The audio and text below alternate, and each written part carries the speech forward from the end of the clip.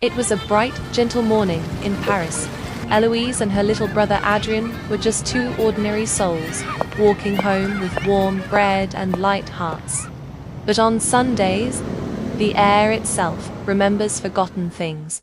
And that's when the world begins to bend. A shimmer grew before them, twisting, humming, alive, alluring them to give in and step into the world of unknown.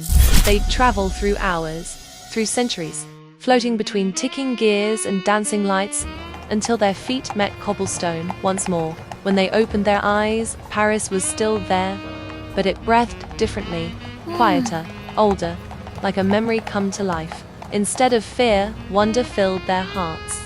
They walked through the streets of another era. They tried on frilled gowns and velvet coats, laughing at how strange and elegant they looked.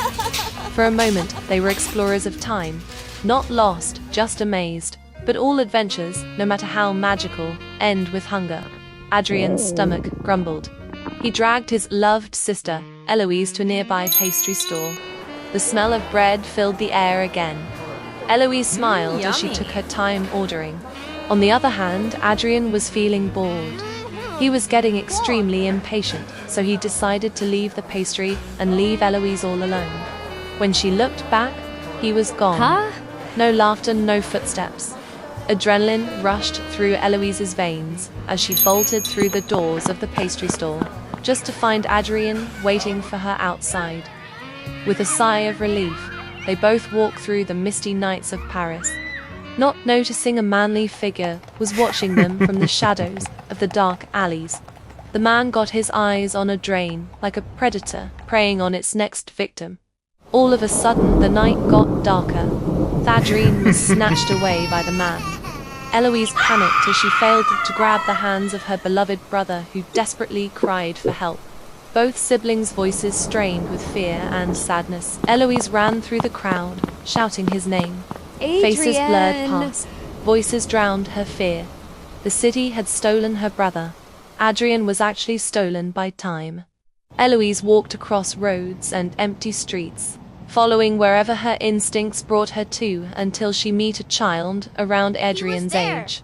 With that, she continued her walk through the dark and silent streets of Paris. With faint footsteps nearby, she followed it through winding alleys and quiet corners, her heart beat louder than the city's bells. And at the end of the trail, she was led into the clock room of Eiffel Tower. In the glow of 1,000 clocks, Adrien sat bound, small, frightened and waiting. From the shadows stepped two men, his eyes cold, scolding Adrien as to not make any noises when they're about to guard the entrance. Eloise overheard the conversation and took this golden opportunity to sneak in and save her little brother. She tiptoed across the creaking wooden floor towards her brother, ready to untie the tight rope that was hurting Adrien's petite figure until one of the bad guys walked in. However, Adrien, being as witty as he is, he threw a barrel to one of the kidnappers to distract the red-headed criminal.